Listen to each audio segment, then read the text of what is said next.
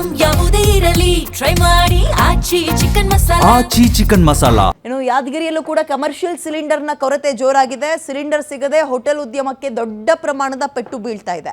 ತರಕಾರಿ ಬಳಕೆ ಮಾಡಿ ಅಡುಗೆಯನ್ನು ಮಾಡುವ ಪ್ರಮಾಣ ಕಡಿಮೆ ಮಾಡಿದ್ದಾರೆ. ಅಂದರೆ ಈಗ ತರಕಾರಿ ಮಾರಾಟ ಕುಸಿತದಿಂದ ವ್ಯಾಪಾರಸ್ಥರು ಕಂಗಾಲಾಗಿದ್ದಾರೆ.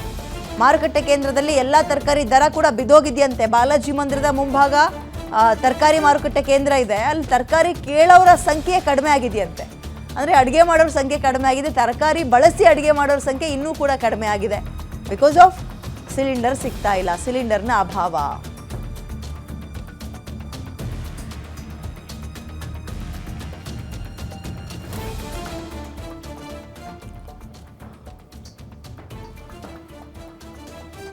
ಮಧ್ಯಪ್ರಾಚ್ಯ ರಾಷ್ಟ್ರಗಳಲ್ಲಿ ನಡೀತಿರುವಂತಹ ಯುದ್ಧದ ಎಫೆಕ್ಟ್, ಇದರ ಬಿಸಿ ಈಗ ತರಕಾರಿ ವ್ಯಾಪಾರಸ್ಥರಿಗೆ ಕೂಡ ತಟ್ಟಿದೆ. ಪ್ರಮುಖವಾಗಿ ಈಗಲೇ ಯುದ್ಧ ಕಾರ್ಮೋಡ ಹಿನ್ನೆಲೆಯಲ್ಲಿ ದೇಶದಂಥ ವಾಣಿಜ್ಯ ಸಿಲಿಂಡರ್, ಅದೇ ರೀತಿಯಾಗಿ ಗೃಹ ಬಳಕೆ ಸಿಲಿಂಡರ್ ಕೊರತೆ ಉಂಟಾಗಿದೆ.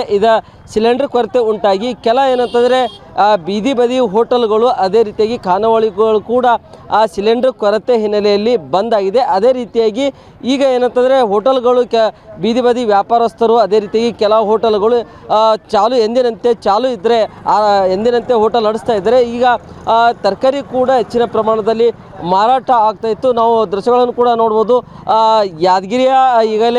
ಯಾದಗಿರಿಯ ಬಾಲಾಜಿ ದೇವಸ್ಥಾನದ ಮುಂಭಾಗದ ತರಕಾರಿ ಮಾರುಕಟ್ಟೆ ಪ್ರದೇಶದಲ್ಲಿದ್ದೀವಿ. ಖುದ್ದು ಈಗಲೇ ಹೆಚ್ಚಿನ ಪ್ರಮಾಣದ ತರಕಾರಿ ವ್ಯಾಪಾರಸ್ಥರು ಹೆಚ್ಚಿನ ಪ್ರಮಾಣದ ತರಕಾರಿಯನ್ನು ಕಲಬುರಗಿ ಸೇರಿದಂತೆ ವಿವಿಧ ಭಾಗದಿಂದ ಇಲ್ಲಿ ಈಗಲೇ ಹೆಚ್ಚಿನ ಪ್ರಮಾಣದ ತರಕಾರಿ ಬಂದಿದೆ. ಆದರೆ ತರಕಾರಿ ಈಗಲೇ ಹೆಚ್ಚಿನ ಪ್ರಮಾಣದ ಜನರು, ಅದೇ ರೀತಿಯಾಗಿ ಹೋಟೆಲ್ ಉದ್ದಿಮೆದಾರರು ಖರೀದಿ ಮಾಡದ ಪರಿಣಾಮವಾಗಿ ತರಕಾರಿ ವ್ಯಾಪಾರಸ್ಥರು ಸಂಕಷ್ಟಕ್ಕೆ ಸಿಕ್ಕಾಕೊಂಡಿದ್ದಾರೆ. ಅದೇ ರೀತಿಯಾಗಿ ಕೆಲ ತರಕಾರಿ ದರ ಕೂಡ ಈಗಲೇ ತರಕಾರಿ ದರ ಕೂಡ ಕುಸಿತ ಕೂಡ ಕಂಡಿದೆ. ಈಗ ಇಲ್ಲಿ ನಾವು ದೃಶ್ಯಗಳನ್ನು ಕೂಡ ನೋಡ್ಬೋದು. ಎಂದಿನಂತೆ ಯಾವುದೇ ಯುದ್ಧ ಇಲ್ಲದಿದ್ದ ಸಂದರ್ಭದಲ್ಲಿ ಹೆಚ್ಚಿನ ಪ್ರಮಾಣದ ತರಕಾರಿ ಮಾರಾಟ ಆಗ್ತಾ ಇತ್ತು. ಅದೇ ರೀತಿಯಾಗಿ ತರಕಾರಿ ಬೆಲೆ ಕೂಡ ಹೆಚ್ಚಿನ ಪ್ರಮಾಣದಲ್ಲಿ ಇರ್ತಾ ಇತ್ತು.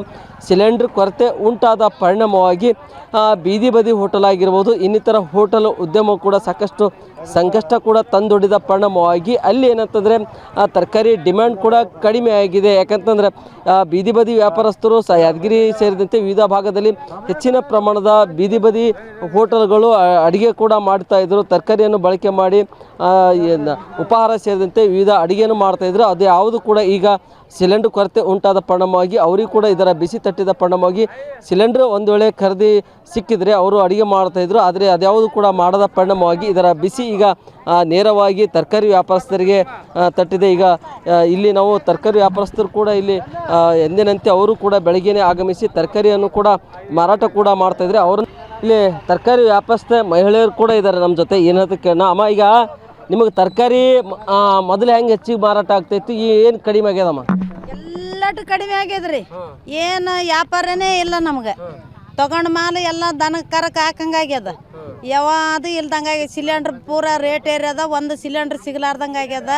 ಅಂದ್ರೆ ಈಗ ಸಿಲಿಂಡ್ರ್ ಸಿಕ್ಕಿ ಅಂತಂದ್ರೆ ಈ ಬೀದಿ ಬದಿ ಹೋಟೆಲು ಅವು ಚಾಲು ಇರ್ತೀವಿ. ಅವ್ರು ತರಕಾರಿ ಖರೀದಿ ಮಾಡ್ತಾರೆ, ಅವೆಲ್ಲ ಬಂದಾಗ್ಯಾವಲ್ಲ? ಅವರೆಲ್ಲ ಖರೀದಿ ಮಾಡ್ತಿದ್ರು, ಎಲ್ಲ ಬಂದಾಗ್ಯದ.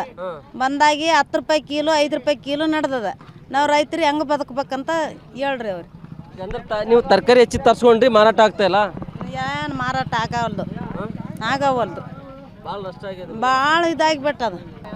ಇದು ಇಲ್ಲಿನ ತರಕಾರಿ ಮಾರಾಟ ಮಾಡುವಂಥ ಮಹಿಳೆಯರು ತಮ್ಮ ನೋವನ್ನು ಕೂಡ ವ್ಯಕ್ತಪಡಿಸಿದರೆ ಈಗಲೇ ಆ ಸಿಲಿಂಡರ್ ಕೊರತೆ ಉಂಟಾದ ಪರಿಣಾಮವಾಗಿ ತರಕಾರಿ ಮಾರಾಟ ಕೂಡ ಕಡಿಮೆ ಆಗಿದೆ. ಇದರಿಂದ ನನಗೆ ಆರ್ಥಿಕ ಸಂಕಷ್ಟ ಕೂಡ ಆಗಿದೆ ಎಂಬ ಮಾತನ್ನು ಹೇಳಿದ್ದಾರೆ. ನಾಗಪ್ಪ ಮಾಲಿ ಪಾಟೀಲ್, ಗ್ಯಾರಂಟಿ ನ್ಯೂಸ್, ಯಾದಗಿರಿ.